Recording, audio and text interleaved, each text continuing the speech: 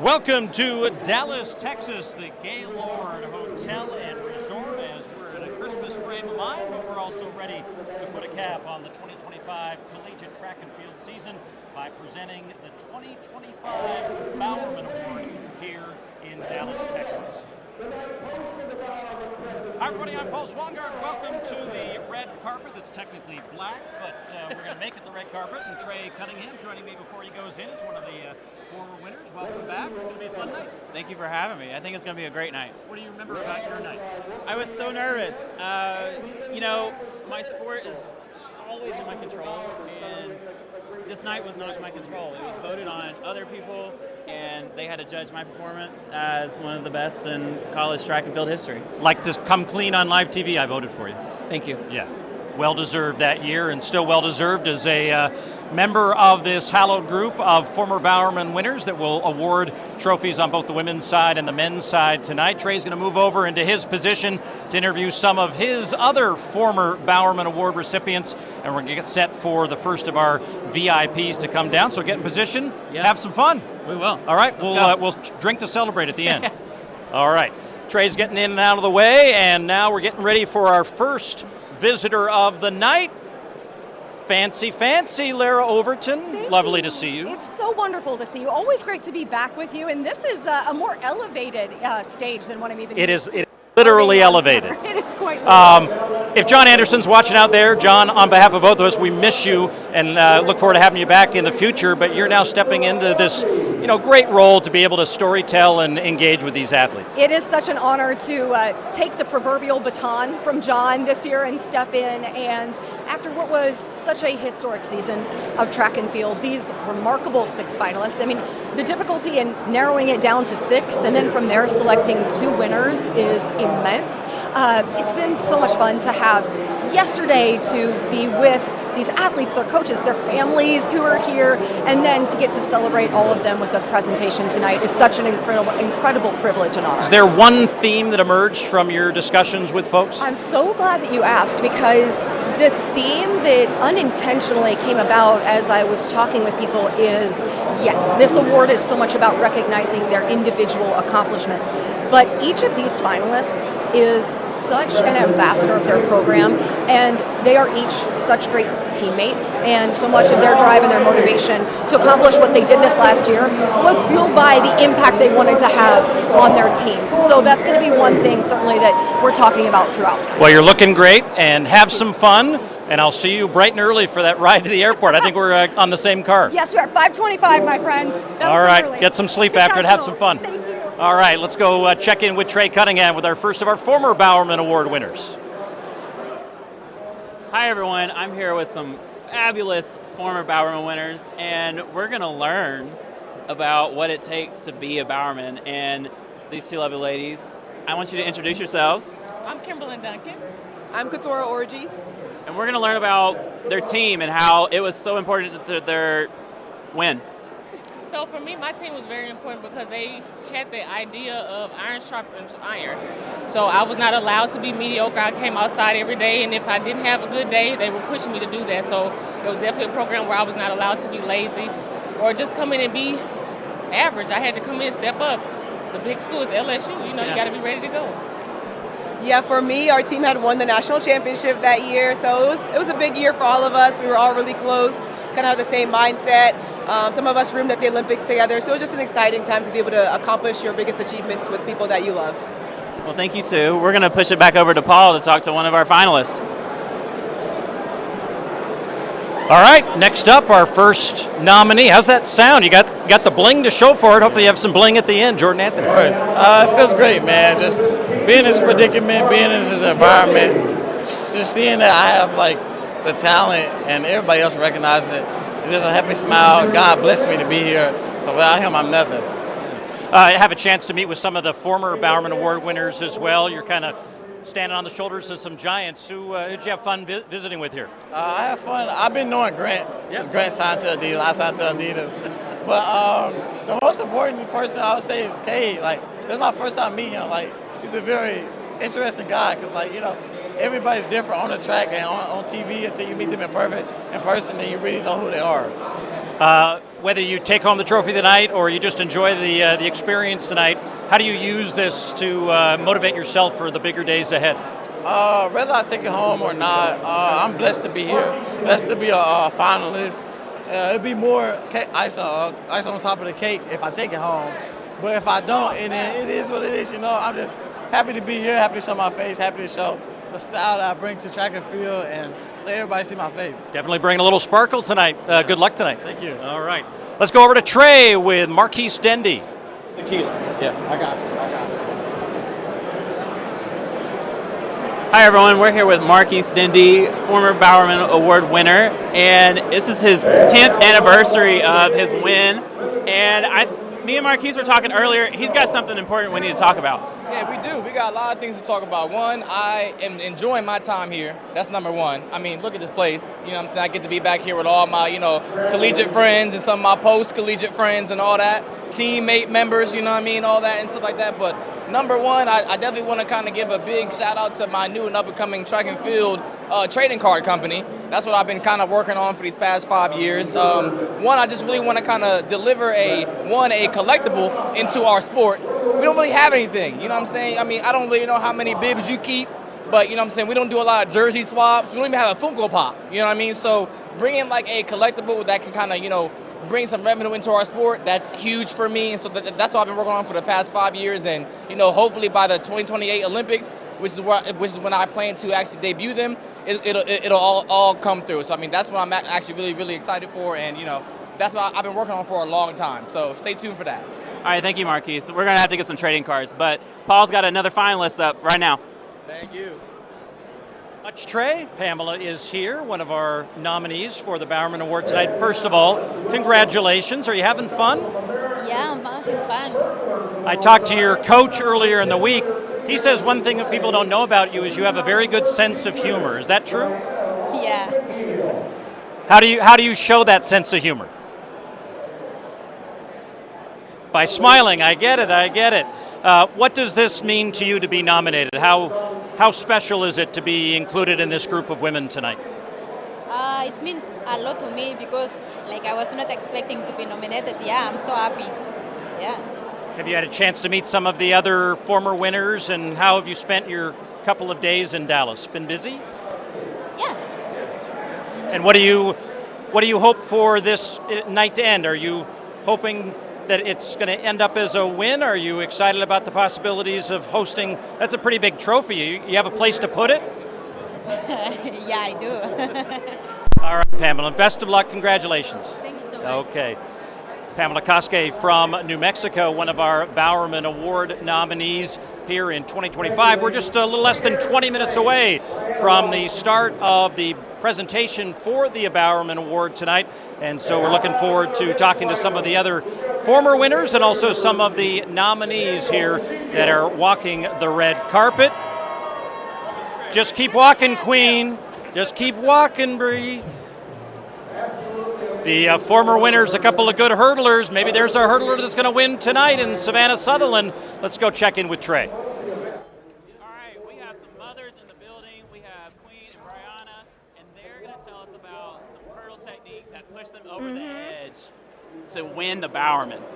Oh, wow. Some hurdle techniques. See, Trey just put us on the spot. But that's the beautiful thing about being hurdlers. We can just adjust even if we get up on the hurdle. But I would say trail leg is really what helped me set me apart from some of my competitors, and also to understand I'm a winner and I deserve to win. Yeah.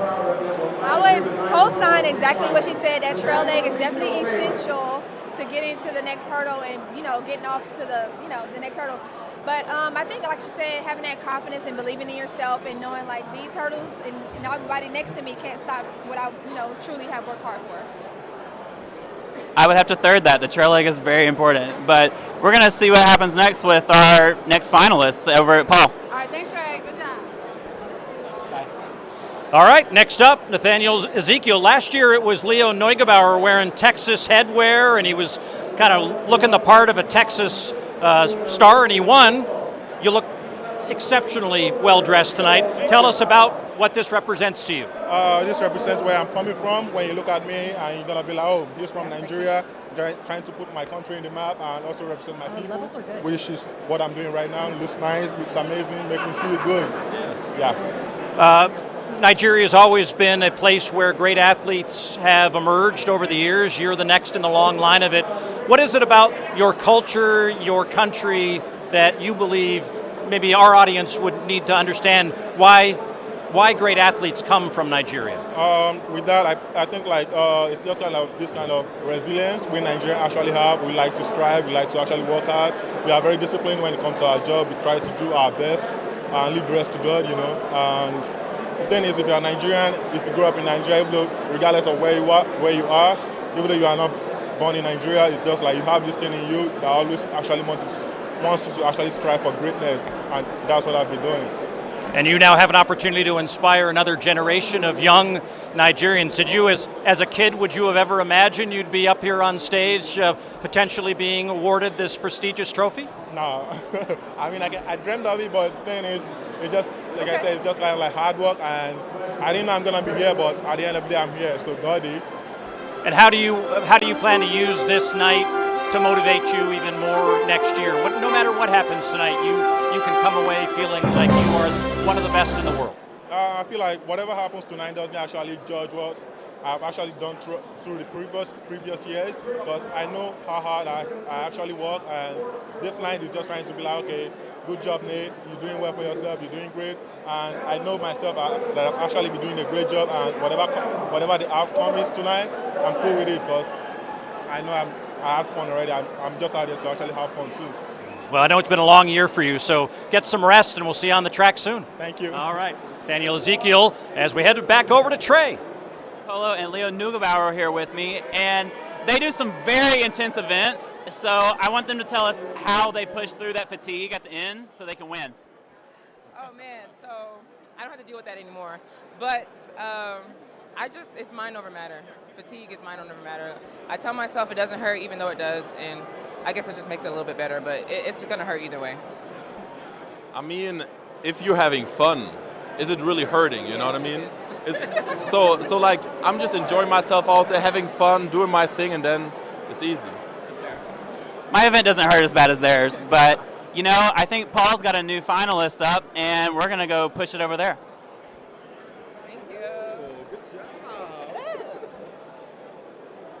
He's already given me I needed a baton. Slimgole, one of our nominees.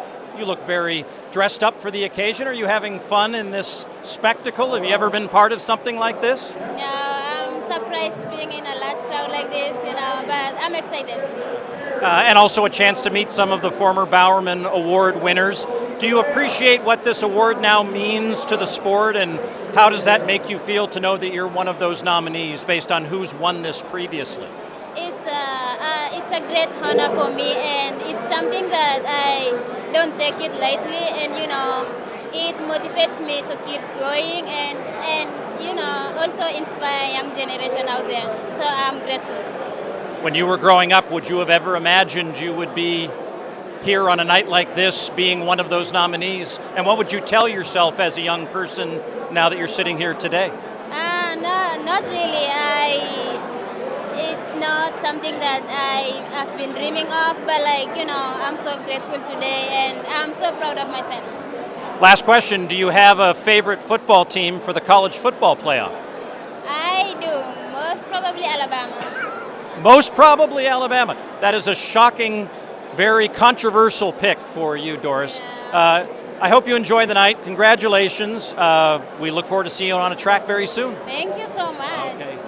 Doris Slimgole, one of our nominees for the 2025 Bowerman Award, as we're here at the red carpet. We're winding down. Looks like a little less than 20 minutes away. We'll have live coverage all evening long as Lara Overton hosts the 2025 edition of the Bowerman Award. Of course, one winner on the men's side, one winner on the women's side, as we continue to celebrate an award that has now been awarded more than over a decade and has really become one of the must stop events on the track and field tour each and every year. Kind of a fun thing that it's held in conjunction with the USTFCCCA annual coaches convention. A couple of nights ago, they had the College Coaches Hall of Fame, where they inducted 6 new members to the Hall and celebrated the 30th anniversary of that Coaches Hall of Fame.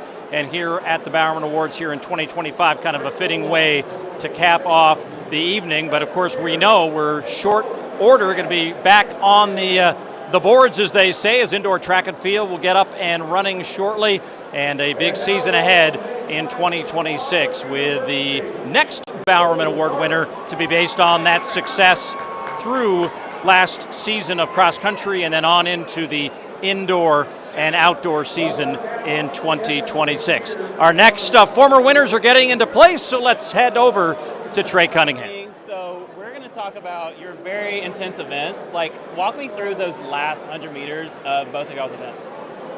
Woo! I feel like the last 100 meters of my race was really like the strongest. One thing Coach Anderson always preached was to be patient, and then at your mark, you go. And so that's one thing I try to remember. I feel like the 400, if you run it fast or slow, it can hurt. But when you run it fast, it hurts less. You know, I feel less lactic. I'm able to walk around. It's intense, but you know that everybody at the end is probably feeling lactic acid, and somebody got to put their foot down, step down, and you want to get to the line first. So. The 800 is what I think is the hardest race in track and field, and so I think a lot of it is control. Like Jessica said, you definitely have to pace yourself and make sure that you strike at the right time, because you never want to go too early, because you, in the 800, don't know who might have gone a little bit different in the race and who might have left a little bit more or less in their tank. And so just making sure that you pace yourself throughout the whole race is super important. And last 100 is always super hard, especially the last 50. But just making sure you put your feet down is the most important thing. And so always do that. All right, thank you guys. We're going to see one of our last finalists over at Paul. All right, I'm here with another nominee tonight, Mr. Jacoby Tharp. Very polite young man. He called me sir twice. I told him he was talking to my dad. A lovely night. You enjoying it? Oh, yes, sir, 100%. It's crazy the amount of people that came out here for this big event. I'm glad I'm able to be a part of it. And for the record, he just called me sir a third time. Growing up, would you ever imagine you'd be on a stage, potentially being honored with the most prestigious award in the sport you love? I probably thought about this maybe 7th to 8th grade. I knew I wanted to be the best, and I'm amongst them, so it just feels great. And, you know, standing on those shoulders of giants, that puts you in a position now where you got to carry this forward. Whether you take home the trophy tonight or not, being a nominee, how do you use that as motivation into next year? Oh, I use it as plenty of motivation. I have a lot more motivation from my team not being as good as we could have been last year, so this just adds even more fuel to the fire. So I'm excited. All right. Well, we're excited for you. Enjoy the night, and stop calling me sir. Just call me Paul. I got you, Paul. All right. Thanks, Jacoby. All right. Now on back to Trey Cunningham.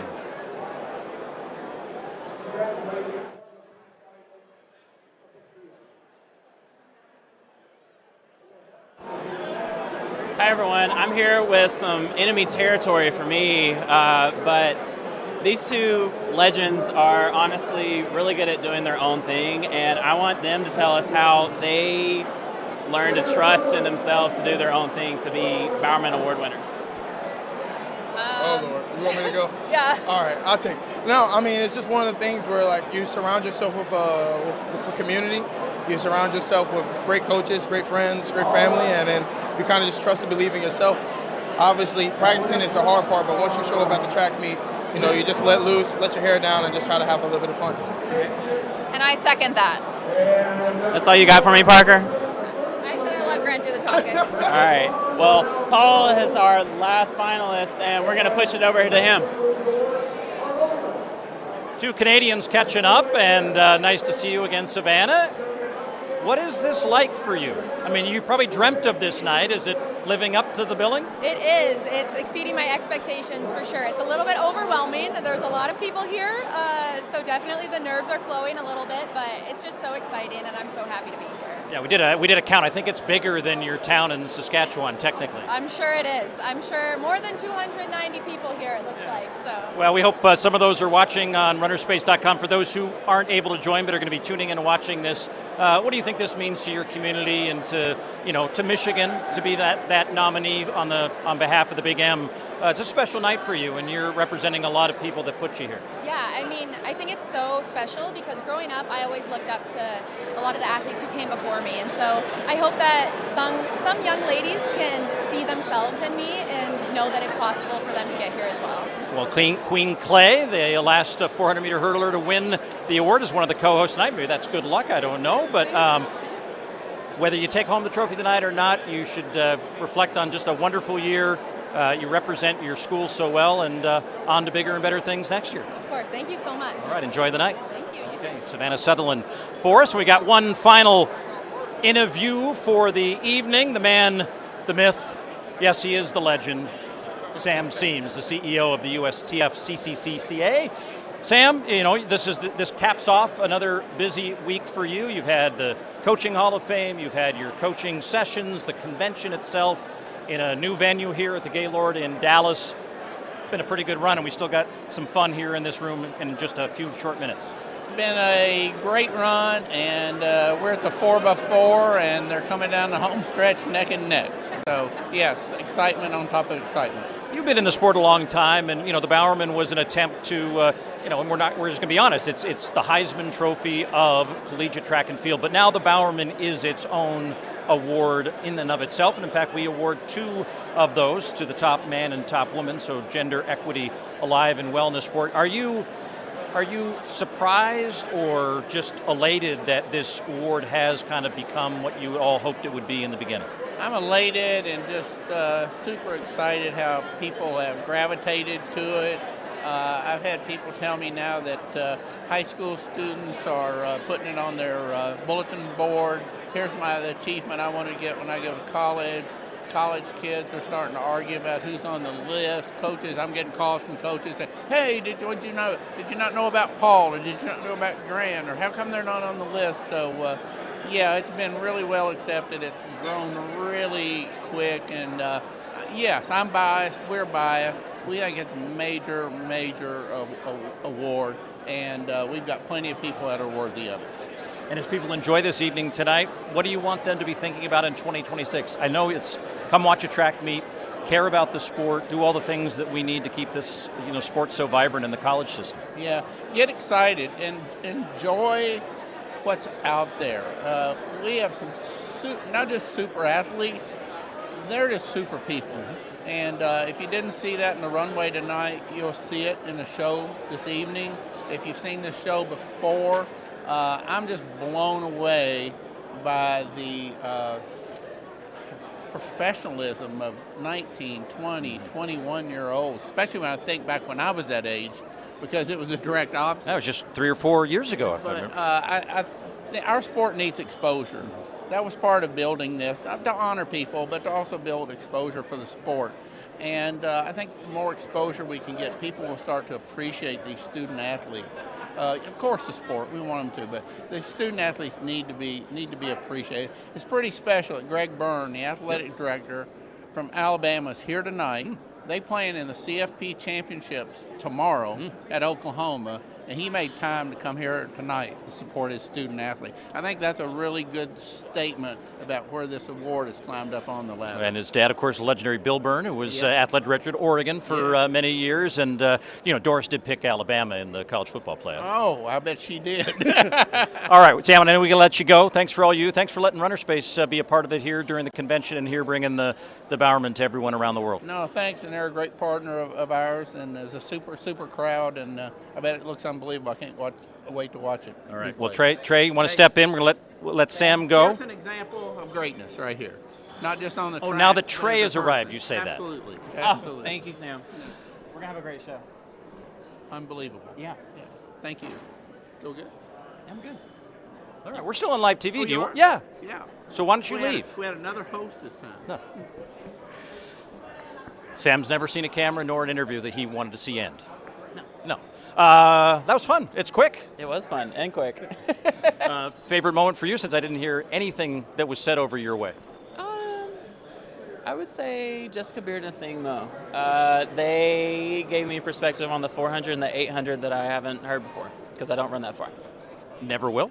Never will. I don't go past the finish line in a circle. Well, you were proving you were a little bit faster in that open 100 earlier this year. Yeah. I wouldn't mind doing it again. We're going to see you in the indoor season soon, I hear. Yes, January 24th in Boston. All right, I will see you there. Live coverage on NBC, plugging my other job. Nice, that was well done.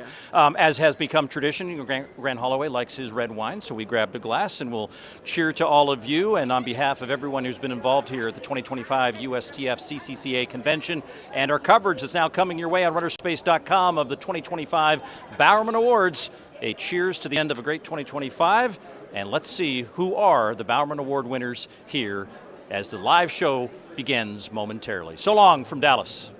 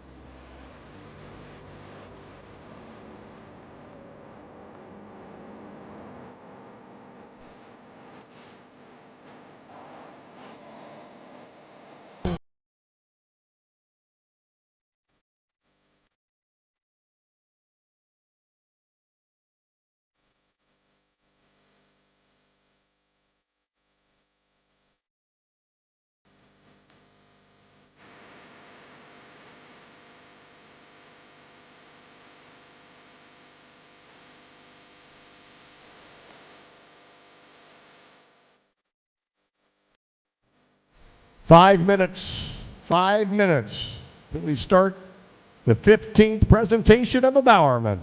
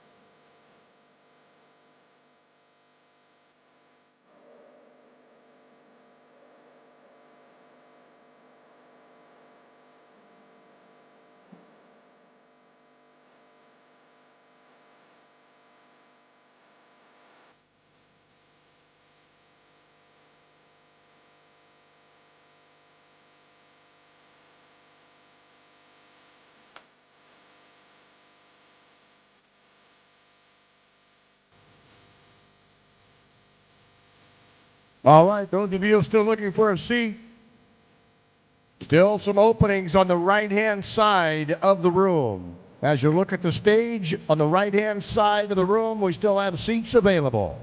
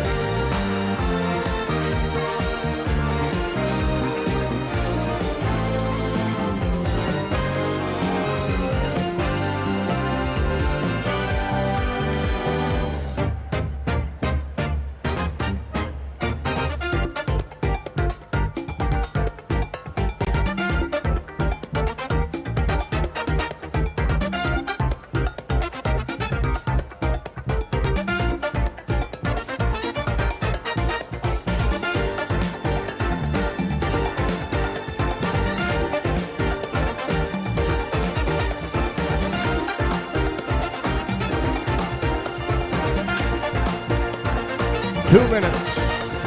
2 minutes.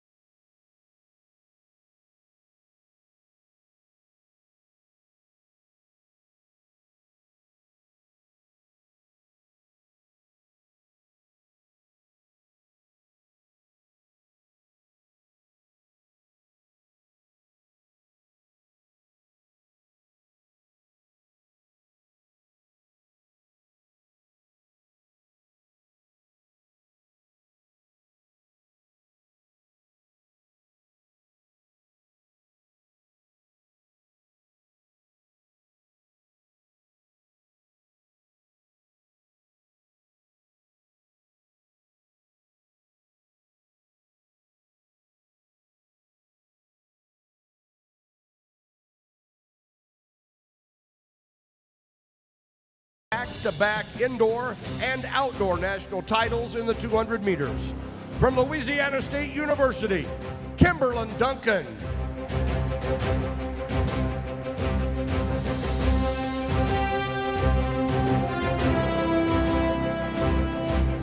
In 2013, she set collegiate records in the 60 hurdles and 100 hurdles, sweeping national titles in both events.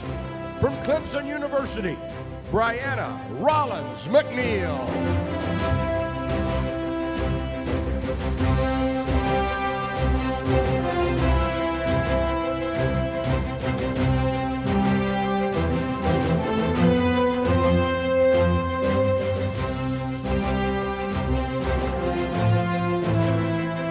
This Gator swept long jump and triple jump crowns at the NCAA Division I Indoor and Outdoor National Championships during his senior season. The 2015 men's winner from the University of Florida, Marquise Dendy.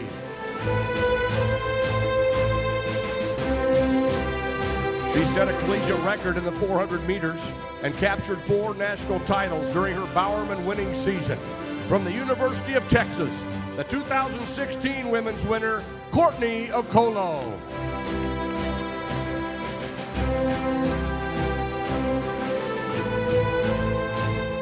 In 2018, she won 3 NCAA titles and reset the indoor and outdoor triple jump collegiate records. From the University of Georgia, Katura Orji.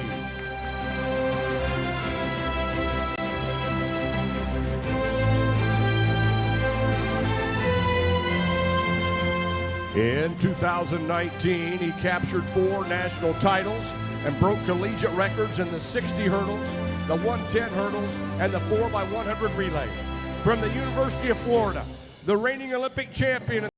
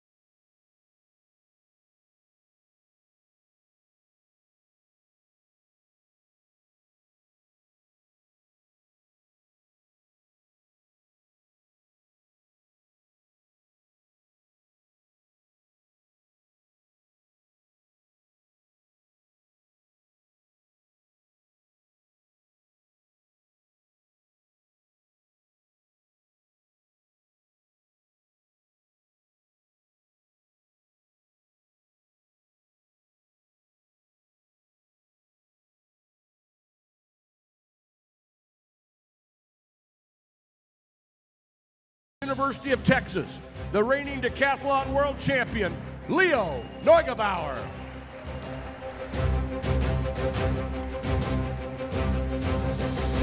How about another round of applause for the past winners of the Bowerman?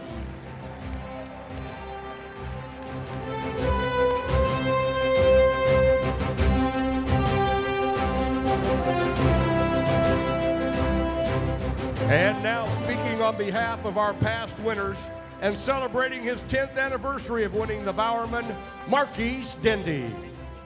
Welcome, welcome. Good evening. Good evening to the 2025 Bowerman Award Ceremony. For those who don't know me, I am Marquise Dendy. I am a proud member of the Bowerman class of 2015, and behind me are the rest of the amazing athletes from the Bowerman family. It is a true honor to be here with you tonight, a decade later, to help welcome you the new track and field's highest honor to our new recipients. I still remember the feeling that I had when I was in this room, or sort of in this state, the anticipation, the legacy, and just the sheer talent. Tonight, we celebrate a new chapter in that legacy. We are here to witness the history, to honor the phenomenal athletes, and whose seasons left us in awe, and welcome the next name to be etched in the iconic trophy. So from one winner to the future ones in this room, let's light this candle. Thank you very much. In the city where the stars shine the brightest, tonight, new ones will arise.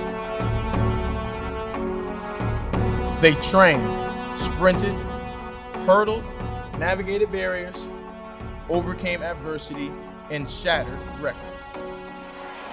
52:46. That is a collegiate record. And now it's time to honor those that define a season.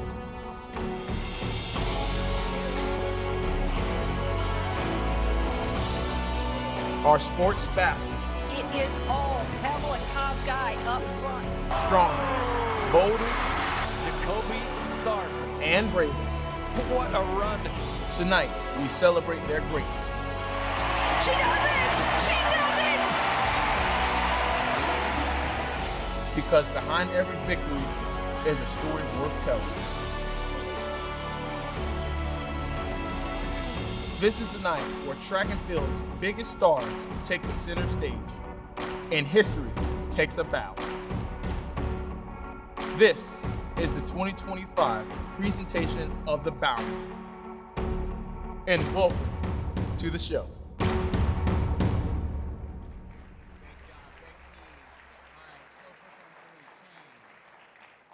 And now we welcome tonight's finalist. She was undefeated.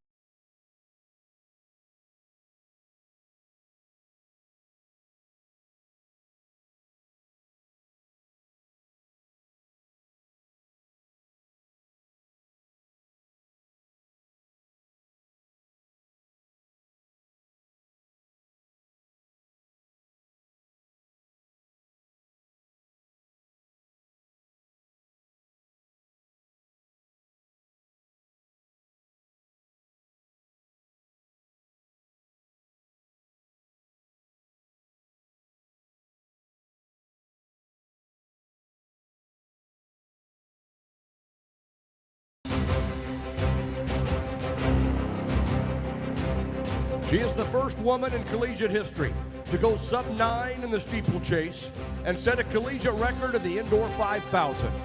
From the University of Alabama, Doris Lemangole.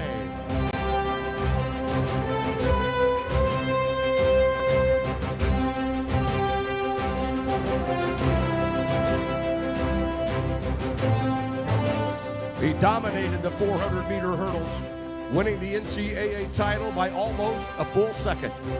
He went undefeated and is the first to run sub-48 4 times in a single season. From Baylor University, Nathaniel Ezekiel.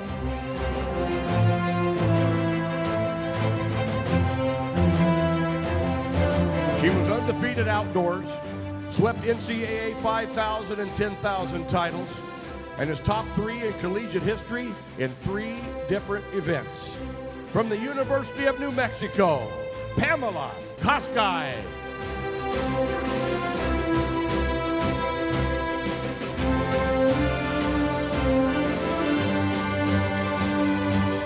He is the first man to sweep 6 NCAA 60 and 100-meter titles since Bowerman winner Christian Coleman did it as well in 2017.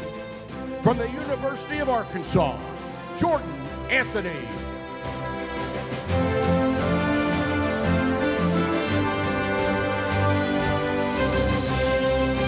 Ladies and gentlemen, tonight's host, a broadcaster and an analyst for ESPN's track and field coverage, and a sideline reporter and producer for the Indianapolis Colts, please welcome Lara Overton.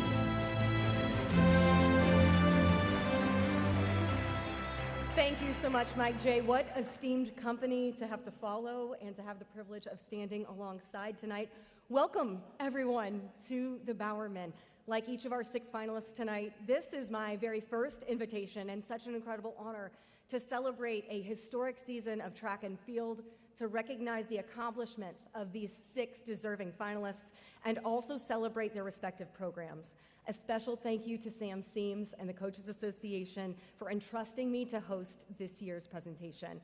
Welcome back to our returning Bowerman winners. It is a testament to this award and the elite track and field community to see so many of you return year after year.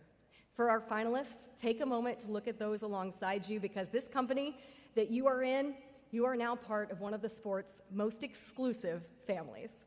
In having the opportunity to broadcast collegiate championships, it is such a privilege to get to cover these athletes, to get to share their stories, and even more so, to get to know them, to get to know their teammates, and the families that have not only produced such tremendous athletes and competitors, but also exceptional human beings.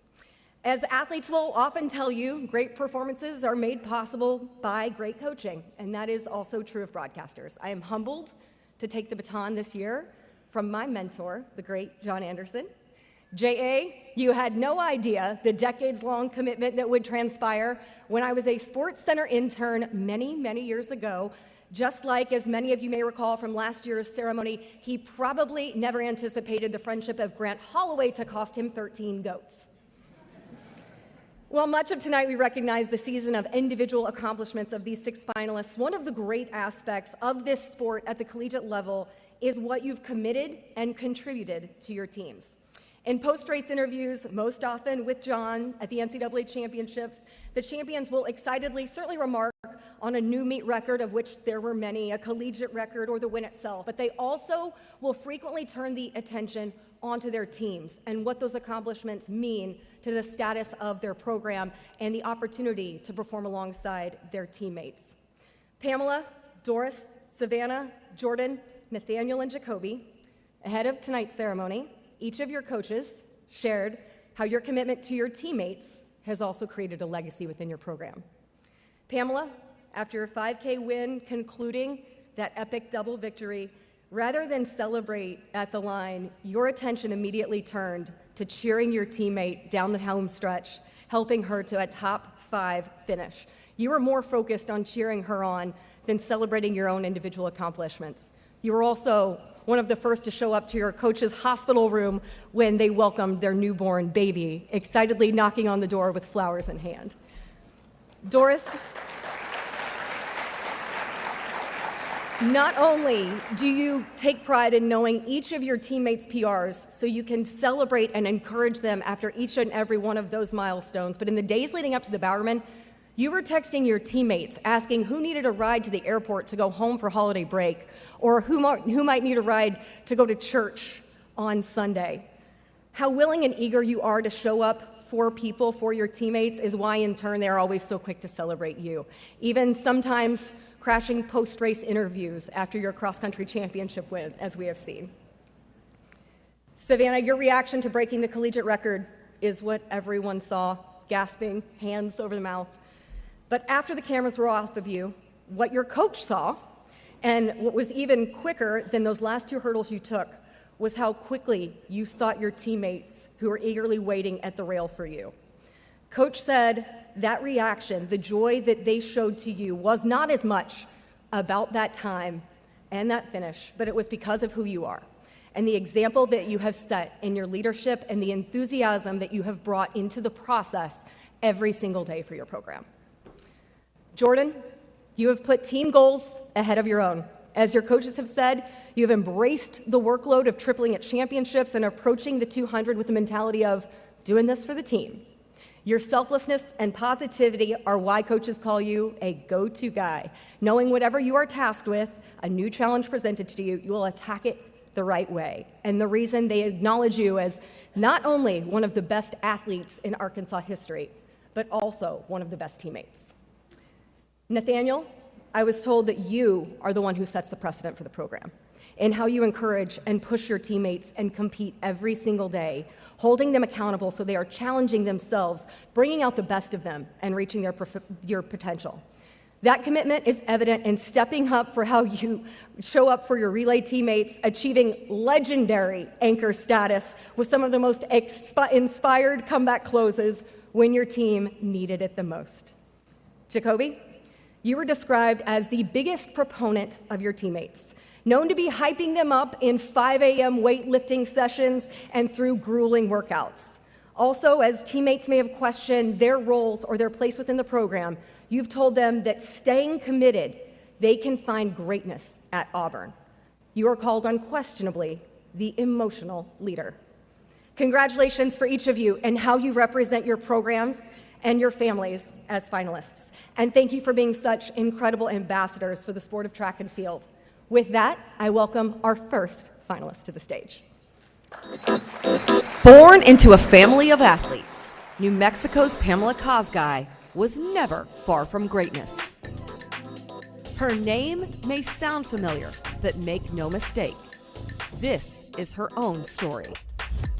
Kosgei isn't just a runner, she's a record setter, a title taker. This season, she dominated every distance. Mountain West titles, she attacked them. Pamela Kosgei, another championship. The mile, 3,000, 5,000, and steeplechase. A new conference meet record from Pamela Kosgei. Then came the NCAA Outdoor Championships. Kosgei didn't blink, she blazed.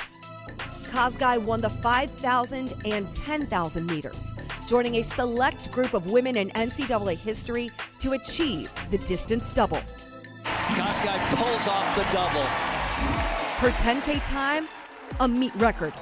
Her 5K, one of the fastest collegiate times ever. And she did it all while earning Scholar Athlete of the Year honors. She is proof that greatness is not inherited, it's earned. She forged her own path to stand among the nation's elite as a Bowerman finalist. Hail to thee, New Mexico's Pamela Kosgei.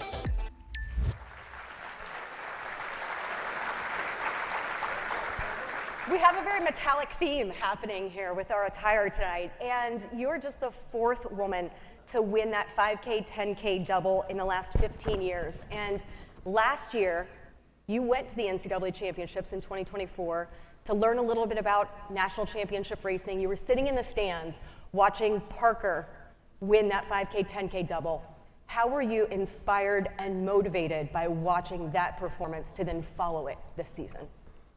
I think watching Fakafalvi running 10K and 5K, it was good for me because I was say like in next year, which it was like 2025, I was to say like I have to debut my 10K because I have never run 10K track. Then I say like I have to run 5K because it was like my 5 years ago running 5K track. So after that I say, let me try my best in outdoor after my indoor becoming so bad. Yeah. You say it was so bad, but no, Coach Gosson had told me that you really learned some tough lessons through experience indoors. How did those lessons set you up for what you were able to accomplish outdoors? I think that lesson taught me even if you lose or you win, you have to focus. So I have to say, because in my Hindu I ran, I was like good, then I ran it like almost to the finishing, so it was my bad. So I said, it's fine, tomorrow is the day. Yeah. When you obviously watched Parker and she broke that meet record when you were there, you witnessed that. When did you see and did you think and believe that breaking that meet record yourself was possible? I think I was not expecting like I should break the record, but I was saying like I have to try my best to run like 5,000 and 10,000 if it's possible. Yeah. Pamela, you have such incredible range between indoors and outdoors, doing the mile, the DMR, the steeple, the 5K, the 10K, and in a span of 3 weeks, you became the second fastest collegiate in the steeple, the 5K, and the 10K. How has embracing that challenge of so many different events really benefited you as a competitor? I think it's benefiting a lot for me because something like DMR and mile is usually like I added like is that for me like speed walk. Yeah, then I think like going 10,000 like is usually I just in mind like if I have like in regional conference or in somewhere I just add like it's a mileage. So it's yeah. So impressive. It is so, incredible. Like, again, like 5,000, I just added like is not speed walk, not mileage, but I'm middle, so I have to do all of it. And I know your coach will be eager to praise you and how you embrace each of those tasks which is placed upon you. Your coach is now with our own Queen Harrison. Y'all hear me? No? Oh, hey Coach, how you doing? I'm doing well, how are you? Good, I heard we both have something in common. We both welcome new babies this year. That's right, yeah, we had our first June 30th, and like Laura said a little bit earlier, this was like day 3. I was sleeping on like a window ledge in the hospital. I don't know if anyone's done that before, but very uncomfortable. I think I had 2-3 hours of sleep and we get a knock at the door. I'm like, who can that be? So we go open the door. It's Pamela and two of her teammates with some flowers, and she loves kids and was just holding on to the baby. And right after, she said, "I'm just going to take it back to the dorms. I'll take care of it. Don't worry." My wife's looking at me like, I'm like, "It's fine. She's not going to take her." She sounds well-rounded. We heard that she's Scholar Athlete of the Year. How have you seen that work ethic off and on the track, and is it contagious with the whole team? Yeah, she's awesome academically. She does find strange times to study though. We'll be gone at a conference meet or even nationals. I said, "What'd you do last night?" She said, "Well, I got up at 2 a.m. to do some homework." I'm like, "What do you get up at 2 a.m. and do homework for? You should be doing that during the day." But she's a great student. She's very dedicated. Never misses class. So yeah. Well, that's amazing. Well, back to you, Laura, over there. Okay. No getting up at 2 a.m. right now because you're on break, right? We have a little bit of a reprieve. You can relax and enjoy all of the festivities. And you come from, we noted this in the video, such a family of running excellence. How are you creating your own path and making your own mark on track and field? I think coming from the family that my sister is running, so it makes me to aim like higher than that. So like my aim than that, I have to run like more faster than my sister. Yeah, and she usually tell me like, "I need you to run faster than me in future." So yeah, so I'm happy. And I know she's incredibly happy for you as well. Let's hear it for Pamela, and let's welcome our next finalist up to the stage. Distance running isn't for the faint. It's for the fearless.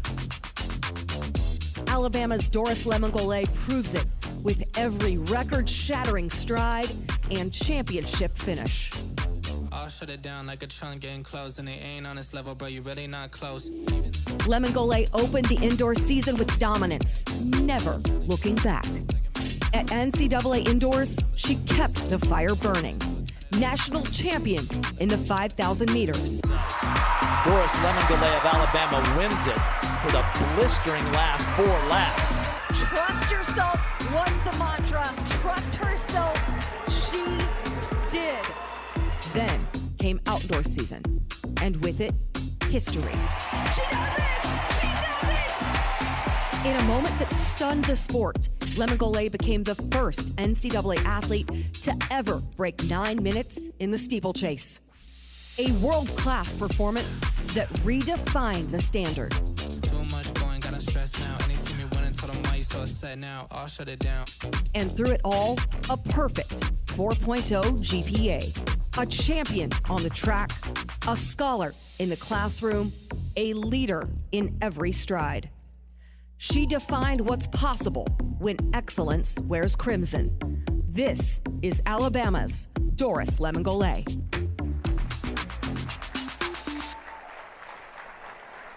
Doris, having the opportunity to get to watch that big smile flashing across your face, what's your reaction when you get to watch back the year that was so incredible for you? I'm always so proud of myself, keep working hard and hard every day, just be proud of myself. As you should be. And I talked with Coach Stenoff, and he said that the mantra of this past season was just go beat Doris. What did just being Doris look like to you? When he says that, he means that I have to go and, I have to trust my work and not the outcomes. I have to show up every day and to show up with consistency, race with confidence, and just be me. One thing that he asked you at the end of 2024 was, do you want to be NCAA great? Do you want to be world great? You said with conviction, world great. What has been that process of committing to being world great? With that, I mean that I have to raise my standards. I have to raise my standards in every area, like training, recovery, and all that. And not just focus on one race or a season, just a long-term development. And part of that development this season, it started with breaking the indoor 5K record and then concluded with being the first collegian to break 9 minutes in the steeplechase. Where was the biggest challenge in the span of those 7 months that allowed you to deliver those epic performances?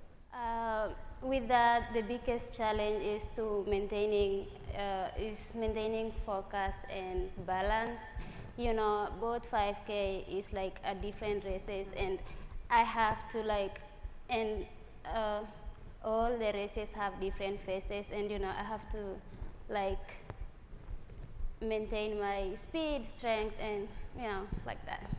Well, I know someone who's going to be eager to talk about you as well is Coach Dan Waters, who is making his way to the stage right now with Queen Harrison. Wait, we weren't ready. Hey, Coach, how are you doing tonight? Good, how are you? Good, good. So we've heard and seen all the great things Pamela has done, and while you don't coach her directly, how have you seen her performance impact the entire athletics program? Yeah, I just have to give credit to Coach Nick Steniff, who does a great job coaching her, and you know, they have a very special relationship, but you know, what she's been able to do and how she's been able to accomplish has been just remarkable. She keeps setting new standards. She keeps getting better and better. She has new ceilings. She keeps crashing through, and she does things that are just amazing.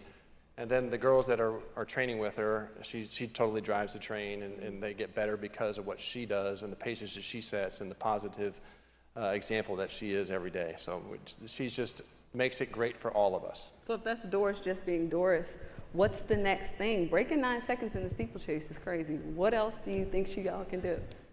It's funny. So she went to the World Championships this past summer, and we really close to getting a medal. And I think that race into itself put her in another category. Yeah. I think she was able to see that I can even do even better. And so she's had a great fall cross country season, was national champion again.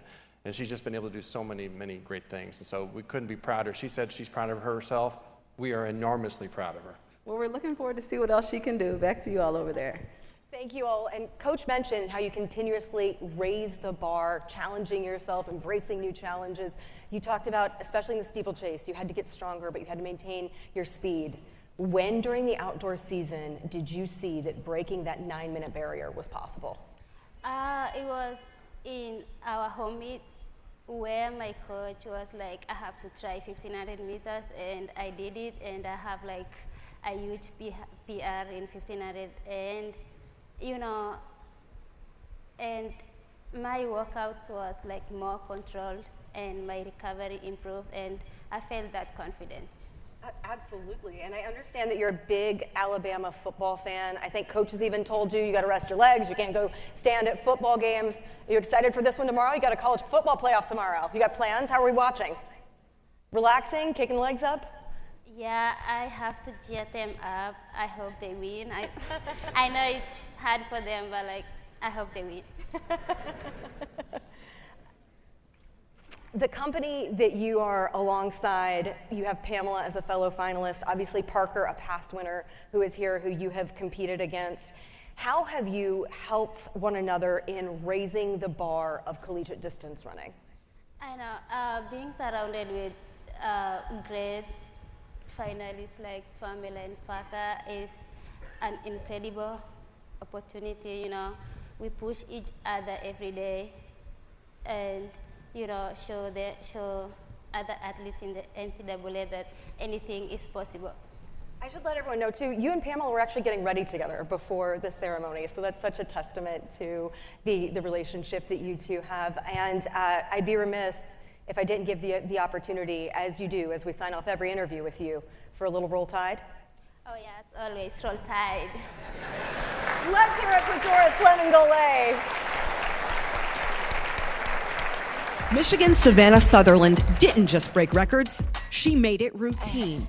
Damn, I'm cold, I'm so clean. Look at me go, yeah, get on my team. Every time she hit the track, the stopwatch braced for impact. Sutherland's final season in maize and blue is now stitched into the fabric of track and field history. Undefeated outdoors, electrifying at every distance. A relentless force, Sutherland didn't raise the bar, she cleared it. Talk that talk for me one time. Me and you ain't not the same, that's no lie.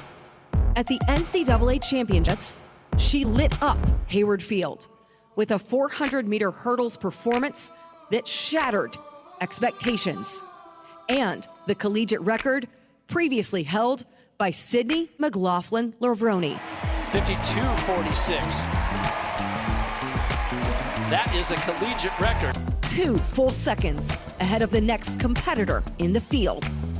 And status as one of only 2 women in NCAA history to break 53 seconds. Being at school at Michigan means everything to me, so I wanted to represent it with pride and do it justice. Savage speed, rare air. Sutherland didn't chase greatness. She laced up, locked in, and left it in her dust. Hail to the victors. Hail to Savannah Sutherland, Michigan's first Bowerman finalist.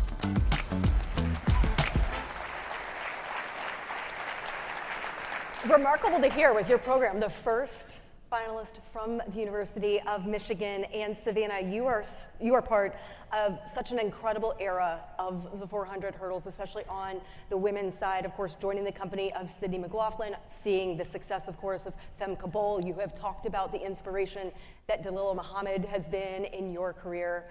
How have you embraced being part of such momentum, in particular, surrounding this event?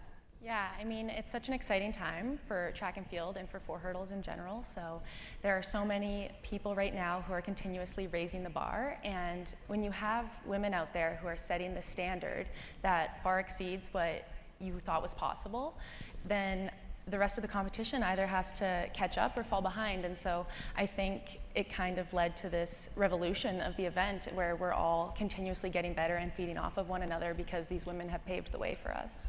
You each are also so good about celebrating one another. I know Sydney reached out to you after you broke the collegiate record. What was her message? Yeah, I think she just said congratulations and well deserved. It was short and sweet, but the fact that she took time, I mean, she has such a busy schedule, and so the fact that she took time out of her day to reach out to me, a younger athlete who has always looked up to her, it meant a lot to me for sure. You have been very candid about early on in your career, enduring some of the adversity, just making that transition to a new environment, to collegiate competition. And part of what allowed you to succeed, you talked about falling in love with the sport and falling in love with the process. What did falling in love with the process look like that produced the results we saw this year? Just showing up every day, and I think what led me through that was leaning on my teammates. And they made it so easy to show up to the track every day, always have a positive attitude and be ready to give my best. And my teammates truly made me a better athlete, but also a better person. Your family is also such a great source of your strength, and this has been an exciting time for your family because you became an aunt this year. How did that provide some perspective and some balance to your track career, especially this outdoor season? Yeah, my nephew Crew was born in February, and even leading up to his birth, our whole family, he's the first grandson and my first nephew, so just leading up to his birth, everyone was so excited to welcome someone new into the family, and obviously my brother and his wife Brooklyn, we love them both so much, and Crew quickly became just a light of joy for me, and I always had something to look forward to because I was always planning my next trip home to see my brother and his wife, but also to see their baby, and it's known that whenever I see them that I get a lot of auntie time in, and I kind of hog him a little bit, but yes, I do love him very much. You learned to knit for your nephew too, right? Yes, yeah. That's incredible. So my grandma growing up would always knit baby blankets for all of the grandchildren, and that was, she sadly passed away a few years ago, but I wanted to continue the tradition as best as I could. So I learned how to knit and crochet so that I could make him a baby blanket, and yeah. I love that. It's incredible. Well, Coach kind of called your nephew a little bit of a good luck charm, and he is standing by now with Queen. Hey, Coach. So, Savannah, I mean, 53 seconds, sub 53 seconds. That is amazing company. How do you stay motivated, the both of you, to keep getting better when you've passed such a huge threshold? Well, I think it's, she's had this great experience of the last handful of years of 2 world championships and an Olympic final. Mm-hmm. And so wanting to be able to not only be able to perform in the moment at NCAAs, but now take that to the next level. And so I think making those meets at such a young age as a collegian and now being able to move forward as a pro and put herself in that elite company and chasing medals and those types of things is what's going to continue to motivate her to just continue to put the hard work in and learn this new chapter in her life. Yeah, and now first Bowerman finalist from Michigan. What is that doing for the program as a whole? Well, I think it's a validation of the history and the current success, and I'd also say she's the first Bowerman finalist on the women's side in the Big Ten. And so I think there's just some really cool things historically that means, but at the same time, I think it means you can do things anywhere, especially in the speed and power events and those types of things. So it says a lot about our university and our program and her as well. And so, I think it'll pay dividends down the road of just being able to refer back to her success and her journey and her career. I agree. Well, back to hear some more. Thanks, Queen. Well, Coach had mentioned to me when we were having a conversation previously, the moment with all of your teammates celebrating you. I noted it at the beginning of the show after you broke the collegiate record, after you won the 400 hurdles. Take me to that celebration, and not just accomplishing that for yourself, but having all of them, because many of them are your training partners who were there to watch you, support you, and celebrate you. Yeah, it's so special. I mean, I think all the 4 hurdlers in the audience can agree that after the race, you're a little bit delirious and don't fully know what's going on. But my teammates were so easy to spot because they were screaming their heads off over in the stands. And so I found my family, I found my teammates, and just being able to share the victory with them meant so much, because it's one thing when you accomplish something, but then it's just brings it to a completely new level when you're able to share that with the people that you love. And I know you had the collegiate record written on a whiteboard. That was something that you reminded yourself of. You manifested it. You thought of the habit stacking and what it would take to get there. What's written on the whiteboard right now? There's currently nothing on the whiteboard. But I'm only 3 weeks into training, so we're still in the early days, and I'm sure that we'll have a goal setting session quite soon, and something will be written on the whiteboard soon, but I like to keep that close to the heart. I do not blame you whatsoever, but I'll look for that update the next time I get to talk to you for sure. Let's hear it for Savannah Sutherland. No, whatever you say. And now, now I'm going to go over to Queen with last year's Bowerman winner, Parker Valby. Welcome back, Parker. How does it feel to be back in this room, but not in the hot seat this time? It's honestly like a relief. I'm not like sweating that I have to go up there and give a speech potentially, so it's kind of nice. Well, that's good. Do you have any advice for the finalists that are down there?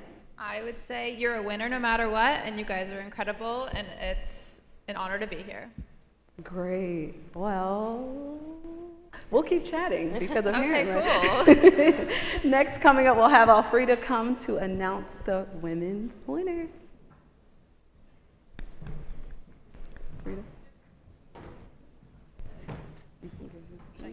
Yeah. I thought you can go up there. You can go up there right now. Sorry. I thought Alfreda would be.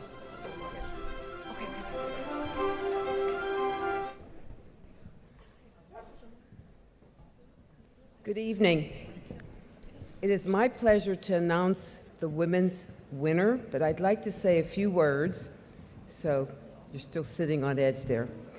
But I think we need to take time to acknowledge the village, the people that got you where you are today, starting from that first coach who got you involved in track, those parents who took you from meet to meet, sat in the cold weather, sat in the hot weather, the coaches who recruited you to go to your respective universities, the people there who supported you outside of your track coaches, the compliance person, the academic person, those trainers, the sports information people who spread the word about your successes, the fans, your teammates, but most of all, the commitment that you made to be a part of that village.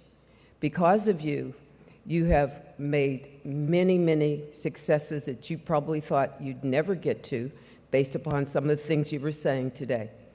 But God blessed you with not only the academic skill, the physical skill, but the emotional skill to manage being a student athlete in today's world. So congratulations to you and to the members of your village. Sam Seen.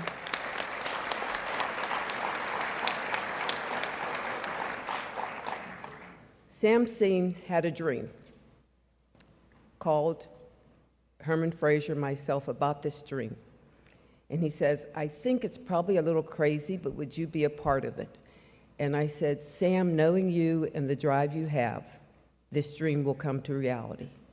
And 15 years later, here we stand, and hopefully another 15 years from now, I don't know if I'll be here, but hopefully you will still be here, Sam. So thank you on behalf of all the athletes who have been nominated and became a part of the Bowerman family.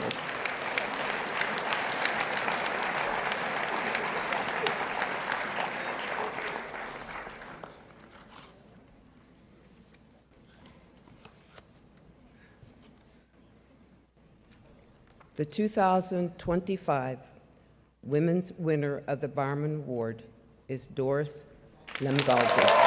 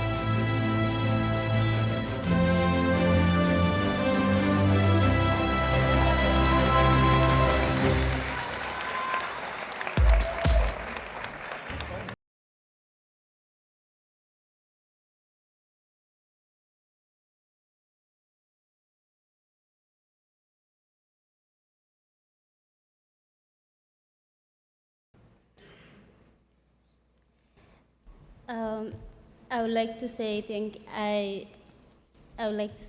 you all for your support, and thank you the Bowerman team for having me here today and allow me to give out my speech. Good evening all. I'm incredibly honored to receive the Bowerman Award, and I want to congratulate the other finalists, Pamela and Savannah. It was nice to meet you all. It means so much to be recognized alongside such an outstanding athletes. That's Pamela and Savannah. And I will not be here without the people who have supported me every step of my journey. And thank you so much to Coach Nick and Coach Dan for believing in me and pushing me beyond what I thought was possible. And to my teammates, thank you for making every day better and every mile worth it. And to my family, friends, support staff, and of course, Scholar Book. I will not be here without you. Your love, sacrifice, and belief means more to me than I can put into words. And running has shaped who I am. I started this sport simply because I loved it, and along the way, it taught me resilience, patience, and confidence. The NCAA has provided me the opportunity and a life that I will forever be grateful for. Competing at the University of Alabama has been an incredible honor, and wearing this uniform represents everything I have worked for. I'm deeply thankful for and truly honored to receive the Bowerman Award.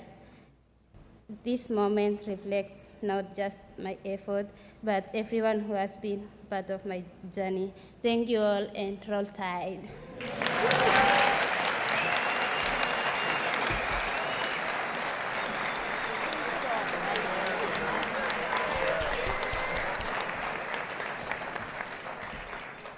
Congratulations to Doris, and let's now welcome our men's finalists up to the stage. From the quiet streets of Tylertown, Mississippi, to the thunderous roar of the national stage, Jordan Anthony's speed was never a secret. It was a storm waiting to break. Told him pipe down, I don't care what's next, I need it right now. When he transferred to Arkansas, Anthony found his rhythm, his fire, his home. He didn't tiptoe into competition, he tore through it. After blazing to gold in the 60-meter indoors, Anthony lit up the NCAA West first round with a blistering 9.75 in the 100 meters. Look, told him that I'm about to run it now. 9:75, my ladies and gentlemen. Wow, wow. He blew past the competition and came within a whisper of history. Then came the NCAA Outdoor Championships at historic Hayward Field. From the outside lane, this Razorback ran like destiny was chasing him and left it behind. Lane 9.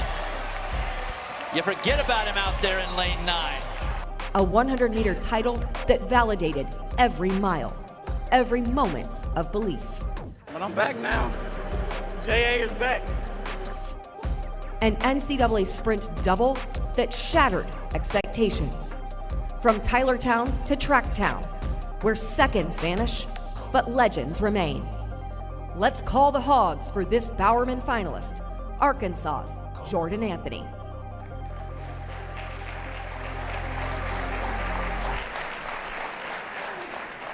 You just let out the biggest exhale when you were watching those highlights. Were you getting all the emotions, like the pre-race, like anxiousness, anticipation coming back? Like just when we was in the back room, it's just like being in the back of the car room, getting ready for a big race. You just feel the butterflies, your stomach feel empty, you feel like you haven't eaten in months. Well, it was rather an understated entrance from you compared to what we're seeing and how you celebrate your victories. This is a write-in question from Grant Holloway. He wants to know the significance of your signature celebrations. Well, the significance of the celebration is really, a lot of people have a lot to say. So I thought about it like, oh, I played football that year, so I'm like, what can I bring to track? What can I spice this sport up? Because it's a little soft in my opinion. So therefore, I was like, yeah, let me bring a little football over here. So I started doing this, and me and my teammates started doing that. So after every race I win, just really do it to the opponents to really tell them shut up, really, in my opinion. It's like, everybody got a lot to say, but nobody really want to tell you. So therefore, we just tell them shut up when we're doing it. All right, how does celebrating NCAA titles compare to celebrating touchdowns? You can't really compare because like scoring a touchdown in front of 100,000 fans is different from running in front of 40,000 fans, but celebration is celebration, I think. Celebration is celebration indeed, and winning indoors was such a breakthrough for you. What did that spark in what you were determined to accomplish when you got to the outdoor season? I would say winning indoors was just the beginning, like waking everybody up, because like, no shade did USATF, but they put out like a preseason poll saying who they projected to win the 60, and I come in under like, you'll see, like we gonna show you. But just winning that was just like the stepping stone, like just going out there to win, making it indoors, and then my big money, make my money makers going outdoors. And that's what I did. Make a statement. You did, quieted a lot of people, also got a lot of people talking about your performances. What made you realize the potential that you had when you fully committed to track and field? I hadn't run in 1,095 days, so when I first opened up in Mount Sac, I was a little shaky, a little nervous. Coach Case would tell you, I was a little nervous, like I hadn't ran, so that race was like, you're really supposed to drive 30 meters in 100. I probably popped up 5 meters, and I was running 95 meters straight up. But after that, when I got to SECs in Kentucky, where I previously was my freshman year, I got there. It was just really like to wake everybody up, really shut them up, like I'm saying. So when I got there, I was just like, really set a standard, make them chase me and not me chase them. This seems like a fitting opportunity to bring in Coach Case, who is with Queen. Coach Case, Jordan transferred in and boom, you all won the national titles. How did you all build that trust and that chemistry so quickly? Well, you know, he's a football player, right? He explained that to us. So he's got that tough guy mentality, and he came in, he was a little bit out of shape. He's in kind of football shape, right? So we had to do some work, and I'm so proud that he was willing to do that work because it was tough, and he came back every day with a smile just like that right there. Speaking of that smile, Does he wear his girls at practice as well, or just at the track meet? Those are for special occasions, Okay. right? And Okay. I told him, I go, I'll get one of those if you want. And he goes, that's not a good idea. We'll leave that to Jordan. And by the way, track is not soft, okay? Back to y'all.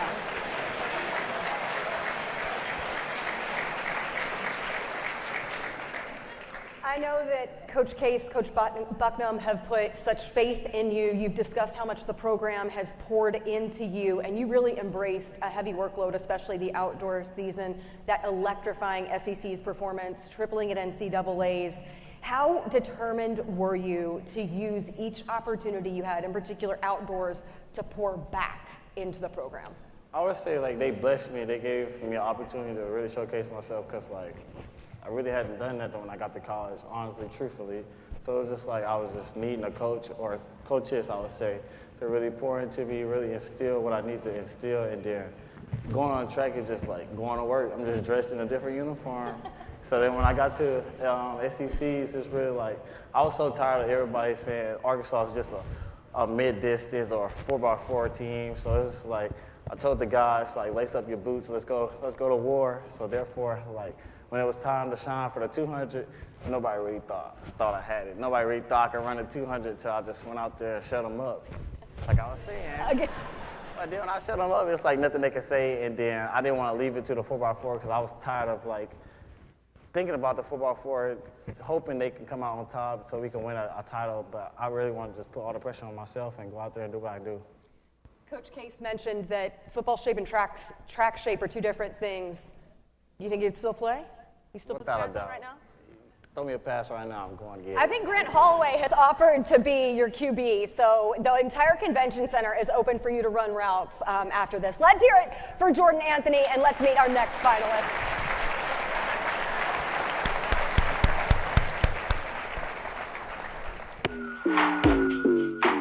From the heart of Nigeria to the lanes of Waco, Nathaniel Ezekiel carried more than a dream. He carried a mission to chase greatness with every stride. At Baylor, he didn't just run. This bear roared. The 400-meter hurdles, the indoor 400, the 4x400 relay. Event after event, Ezekiel turned potential into power. And when the stakes were highest at the 2025 NCAA Outdoor Championships in Eugene, he delivered a masterpiece. Hayward Field, the pressure, the moment. Ezekiel didn't flinch. He flew. Ezekiel just switched gears. 47-49. Baylor's first 400-meter hurdles title in nearly 25 years. Not just a win, a statement. Ezekiel closed the season as the only man in collegiate history with multiple all-time top 10 marks in the event. He didn't just chase history, he carved his name into it. From dreamer to dominator to Bowerman finalist, this is Baylor's Nathaniel Ezekiel.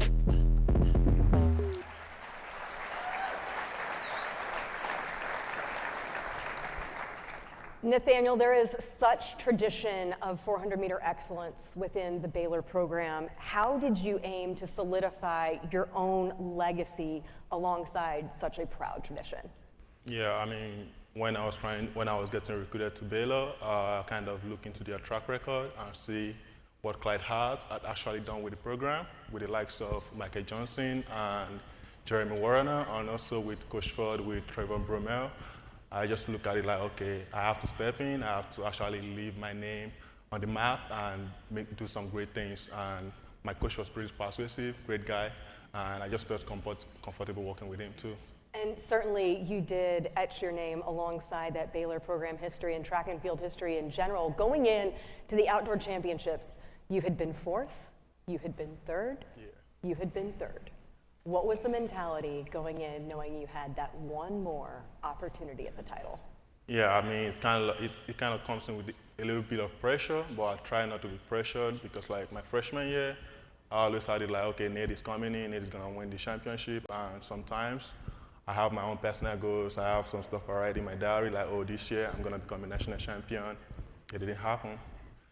Second year, I tried to ride it again. Still didn't happen. Third year, I did it again. It didn't happen. So I just like, maybe God doesn't like me. You know? So I just look like, at the end of it, I just brace myself. I just be like, okay, this is my last year, and I just feel like God's time is the best, and I just went out there, do what I have to do the same thing I've been doing the whole year, and at the end of the day, it was magic, you know. And what you did all year was not just excel in the 400 hurdles, but also in the flat 400 and some incredible anchor relay performances as well, some epic comebacks when your team needed it most, as we mentioned at the top of the show. How did all of that contribute to such a dominant NCAA win? Yeah, I mean, actually contributes a lot with the whole indoor season, just running the 400. I'm just having fun with that. So I just try to do that indoor just to get my stamina for the outdoors and just get me in good shape for the outdoors and able to execute my race properly and do what I have to do. You mentioned working alongside your coaches. Your coach is alongside right now, Queen Harrison. Hey, Coach, Baylor has an outstanding legacy as quarter milers and the hurdlers. What made Nathaniel stand out to you all? I mean, if he stands up, you'll see all 6'5" Nigerian, right? So we actually showed a video of baby Nate earlier today. And so the upside that he had in terms of his development, but also his competitive nature and just who he is has grown into a young man, but who he was originally just in terms of his determination to be great. Wow, determined and dominant as well. How did you all keep progressing and staying motivated to get better when he was so dominant this season already? Honestly, that's all him. Okay. Yeah, when you have it inside, I think you have it inside, and it makes it a lot easier for us coaches. You'll know that in the room. But he was very determined, and obviously the last year, as you know, is a big year when you're trying to go professional, and so I think he laid it down pretty good throughout the whole season and beyond. I think he laid it down. You left your mark, Nathaniel, for sure. Coach just mentioned that video of baby Nate. I think that was your running as a teenager in a competition. Thinking about looking at that video of baby Nate, how proud would he be of the Nathaniel sitting right here now? I feel so proud looking at that video. I'm like, okay, at this point, I think I was running like 53 seconds over the 400 hurdles. Pretty slow, so looking at that, I just like, wow, I've actually improved a lot. I've done a lot for myself. I'm just proud of myself too. As you should be, and you are concluding such a long year. You indoors set the African record at 400. You won NCAAs. You went on to finish 4th at the World Championship. What opportunity have you had to just soak all this in, embrace, and enjoy it? Yeah, I was able to actually fly back home after Japan. I actually had fun with my friends, spent quality time with family, and it was actually fun. Yeah, I've actually taken time to enjoy the whole moment too. You talked about being proud, seeing baby Nate would be proud of the Nate you are today. You have taken great pride in not only how you've represented Baylor, but how you've represented Nigeria as well. What source of inspiration do you hope to be? I hope to be a source of inspiration whereby the kids in Africa, all over the world, Nigeria, when they just look at me, they just see a symbol of hope, a symbol of resilience, and just feel like whatever they wish in their mind, it could actually come true, and they could actually chase their goal and fulfill their dreams. You are such an example, such an inspiration. Let's hear it for Nathaniel.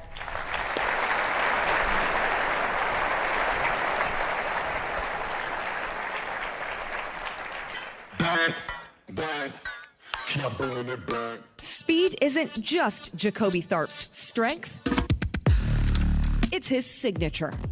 This season, the Auburn standout turned heads and torched tracks, becoming one of the fastest men in collegiate history.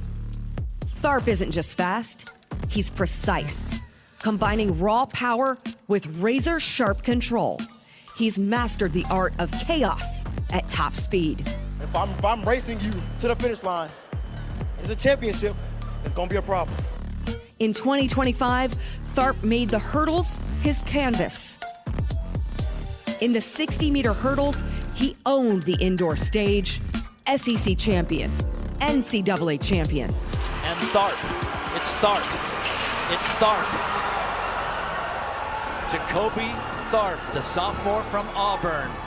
Then came his NCAA outdoor masterpiece. Tharp and Eckstein, Tharp and Eckstein. It's going to be Tharp, 10 points for Auburn. 13.05 seconds The third fastest time in the world this year. A tiger unleashed. Triple gold. Clutch when it counts. One hurdle, one stride, one flawless finish at a time. The time never matters. It's all about if you get the gold or you don't. It's ever to conquer, never to yield. For this Bowerman finalist, Auburn's Jacoby Tharp.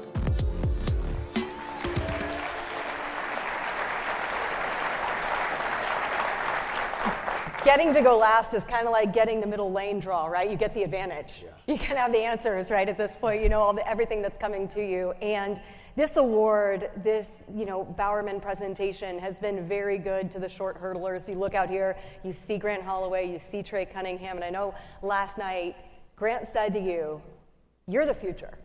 What was your reaction to hearing Grant say that? I mean, it meant so much to me being that was a guy I looked up to, younger. Whenever I was hurdling, it just meant so much to know that my hard work is showing, and I've been putting it on display, and it's just great to see that my older people are seeing it. Absolutely, and you put that on display not only at NCAA's, but also at the USA Championships, the fashion that you did. What indication is that of what you feel like you're capable of? Oh, I mean, me and Coach in practice, well, race time, we say, just go out there and beat people. And beating people on that USA stage is like all that needs to be said. That's probably the hardest competition outside of the actual World Championships that you can compete at. And I've shown the world that I'm here and I'm here to stay. And preparing for that, you got to do so alongside such an incredible group of training partners. Auburn has world-class sprinters within your program who are your teammates and your training partners. How has training with that caliber of group being pushed every day? I imagine those are some dogfights in practice. How did that prepare you? I mean, it's definitely a dogfight, like you said. I mean, the likes of these world-class athletes, we all went to Worlds together. We all fight together every day in practice. I mean, they push me to the limit every day, and I push them the exact same way. And I mean, it's definitely a blessing, 100%. With that being said, your team finished top 4 this year at NCAA Outdoors. Your return this year coming up, how much is that attributed to what you want to accomplish in taking Auburn to see a national title as a team?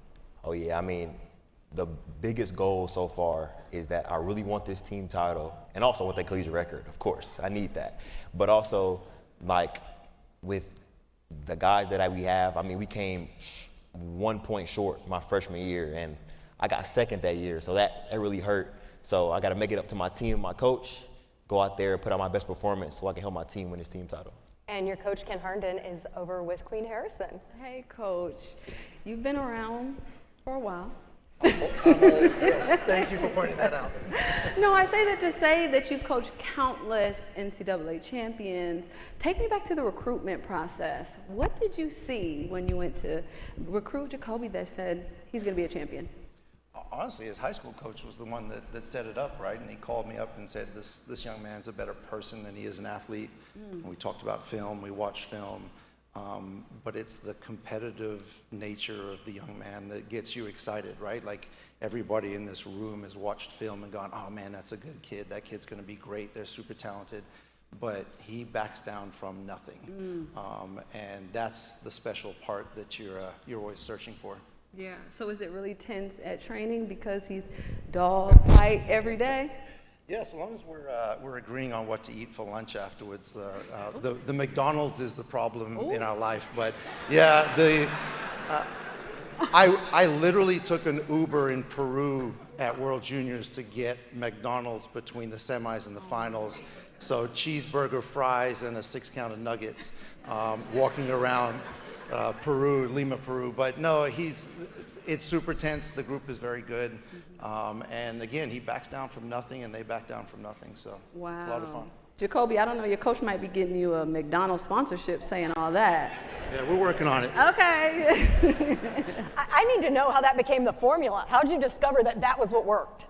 Well, I mean, my freshman year, SECs decided with my roommate, Dario, I was like, bro, I'm feeling McDonald's today. And went out there and I won. And I mean, if you win, why not stick with it? Indeed. Don't mess with what works. Okay, reiterate the order. What is it to me? What's the go-to? 2 cheeseburger meal, large fry with water and a 6-piece nugget. All right. There you go. So if you're seeking a national title, an SEC title, just cue that order right on up. Yeah. Part of the video that we saw, that embrace with your mom, that was longer than the race itself even, how much you hugged her at the end of that race, that celebration. How much of a source of strength has your mom been for you? I mean, she's my rock, my biggest support staff. I mean, I truly wouldn't be here without her. I mean, she showed up even whenever she didn't really feel like it. But I mean, it's also, a lot of this comes from my dad also. He wasn't there on screen, but he's the kind of behind the scenes. He gave me this mindset of to never settle for less, never settle for average. And without them two, I truly wouldn't be where I am today. And they're here. How much does it mean to have them here with you? It means a lot.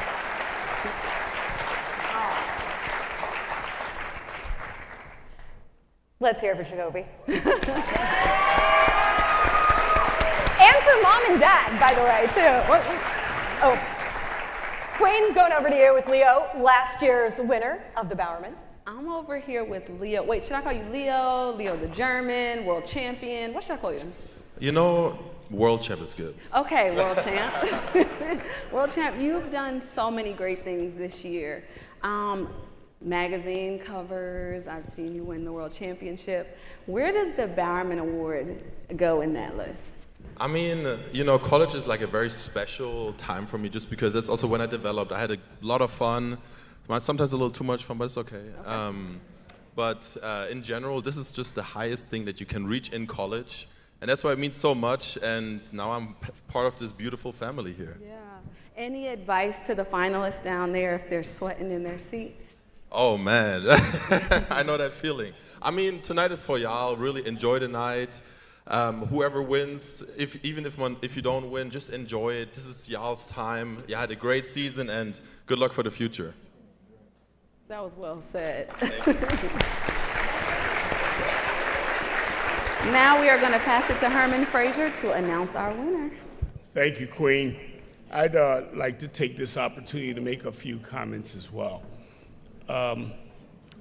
2009, and Alfreda talked about it when it was the inception of this idea and this award. And then Alfreda, you made a comment that you hope this goes on for 15 more years, and you didn't know if you and perhaps Sam would be here. I will be here. I'm just going to tell you that right now. Herm Frazier, will be here. I'm just going to tell you. But I think the most important thing about this is Alfreda and I get to come up here before this great crowd, but there's so much work behind the scenes from the rest of our committee members. And so how about a round of applause for the entire Bowerman committee?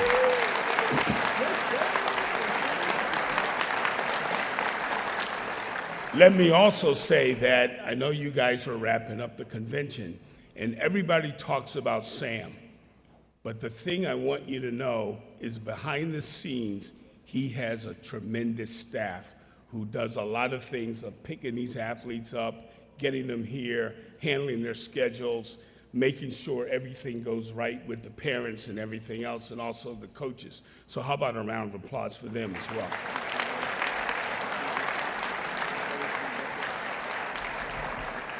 The other thing I think you noticed, they're athletes, and they're great athletes, and we get to meet and spend a lot of time with the previous winners and everyone else.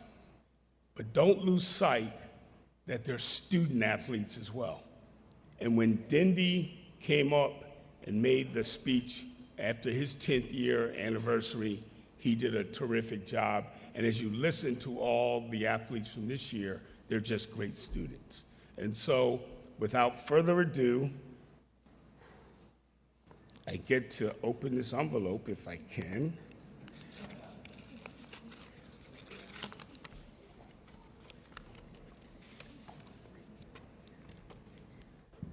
The winner of the Bowerman, Jordan Anthony.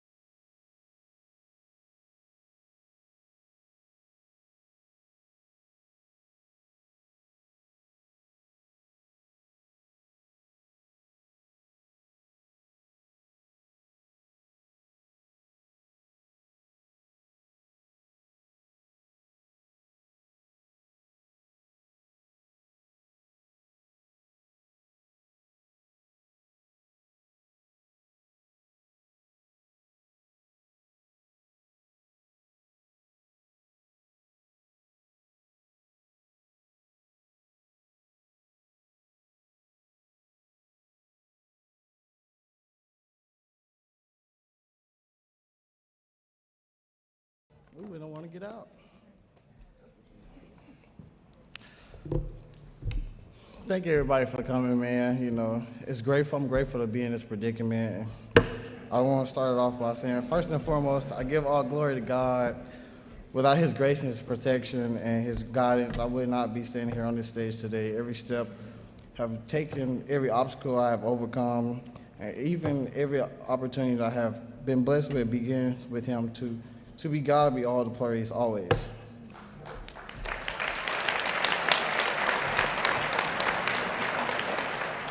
I would also like to recognize my fellow finalist, JT Ezekiel. I want to be very clear, this honor could have gone either way. You know that, like, you know that.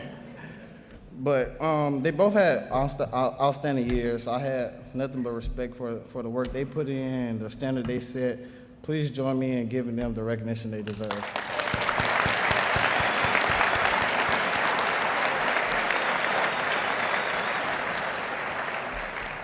Standing here tonight still feel unreal because, like, who would have thought I would have been here? A football player winning the Bowerman? Like, it's crazy. If you had told me years ago that I would be here one day and recognized as a professional sprinter, I would laugh in your face and keep moving because that's the truth. Like, that's honestly the truth. Football was my first love, my family's first love. I grew up around the game. I watched family members make it in the highest level and learned it naturally. Football was not just a sport to me. It was a tradition, an identity, and expectation. I truly believe that I will follow in that path. However, life has a way of redirecting us towards purposes we never imagined ourselves. When I moved from California to Mississippi, it was a major culture change. If you ever been to Mississippi, you know. Like, you know. It was those who've never been to Jackson, Mississippi, or close to southern Miss areas around there, it's very different. It's nothing out there. You need a car to get everywhere. You can't walk. You can't really do much. You can't get an electric scooter nowadays. Like, you need a car. But it felt like I was in the middle of nowhere at the time, and this was that a coach saw something in me that I could not yet see in myself. He asked me to join the track team. I genuinely thought he had lost his mind. I walked away thinking, who runs track for fun? Like, who runs for fun? Ooh. Hey, don't shoot the messenger. Don't shoot the messenger now. I walked away thinking, like, who runs track for fun? I knew absolutely nothing about the sport. Later that day, I called my mom, telling her to come pick me up because, like, football was over and I was ready to go home. And I called her and she was like, you got practice. I was like, what are you talking about? Football's over. She was like, no, you on the track team now. I just looked at her like, how you volunteer my services? Like, are you cool? But then I was like, all right, I'll just take it for it. Like, not knowing this would be a blessing in disguise, but I just give praise to the coach that blessed me and seen something in myself. Coach Myron Sarton, he's the high jump coach at Southern Miss right now, but that's what I want to say to you. Thank you for believing in me when I didn't believe in myself. Thank you for having the vision, the patience, and the faith to pour into a young man who did not yet understand his own potential. To the city of Talltown, Mississippi, I am very deeply grateful. Thank you to everyone who showed me discipline, structure, and accountability. While what I once thought was tough love turned out to be a foundation that kept me grounded and focused. To the University of Arkansas. Thank you for giving me an opportunity. Welcome me into your program, Coach Buck, Coach Case, Coach Bobby Petrino, someone I probably call my football grandpa. Thank you for pushing me, challenging me, and demanding excellence. Your intensity on the field came from a place of belief, and I will always respect that. I also want to acknowledge the leadership and vision of Coach Case and Coach Buck. Coach Buck, your championship pedigree speaks for itself, and I'm very thankful to have learned under your guidance after transferring schools. These are the moments where self-doubt creeps in, where you begin to ask yourself if you are the problem, but sometimes all it takes is one coach, but I had two. To speak life into me and remind me who I am. Even after suffering a foot injury and undergoing surgery that sidelined me for an entire season, I made a promise that when I returned, we would change the narrative. Arkansas would be known as a sprint school, not a mid-distance school. Alongside of my my teammates to be committed to the vision, and together we made it a reality. Lastly, I want to thank my parents, my TT, my dad, my godmother, and every individual who stepped in and played a parental role when my parents could not always be present due to the work. Growing up, we did not have much, but we never lacked support, love, or resilience. We made what we had work with no complaints, trusting our time would come. We came out the mud, believing we'd become diamonds. Look at me now. Although this award bears a name, it belongs to every person who helped shape me into a man and the athlete I am today. Thank you for the community for recognizing me in my journey, to everyone who supported us tonight, to the women finalists who continue to raise the standard. Thank you. I'm deeply honored and proudly grateful and fully committed to continuing this legacy. Thank you and have a wonderful evening.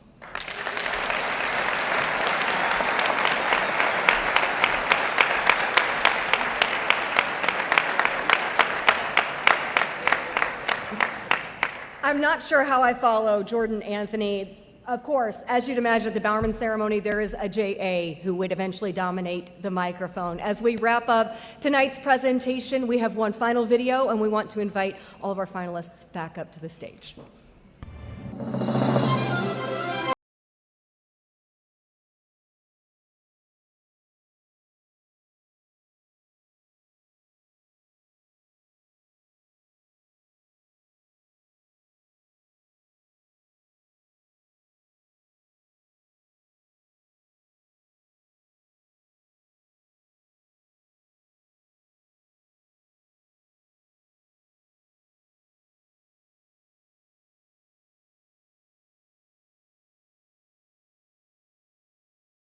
One more time, let's have a round of applause for our winners and each of our Bowerman finalists.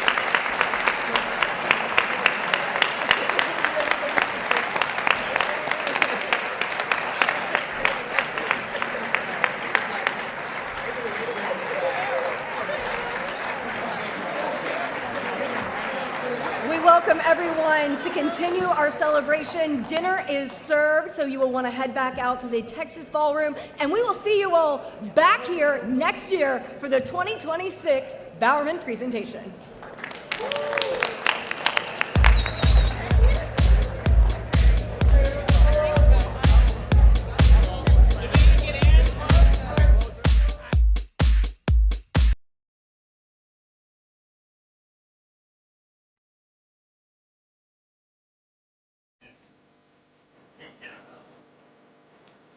All right, everybody on stage. We're doing a family photo first.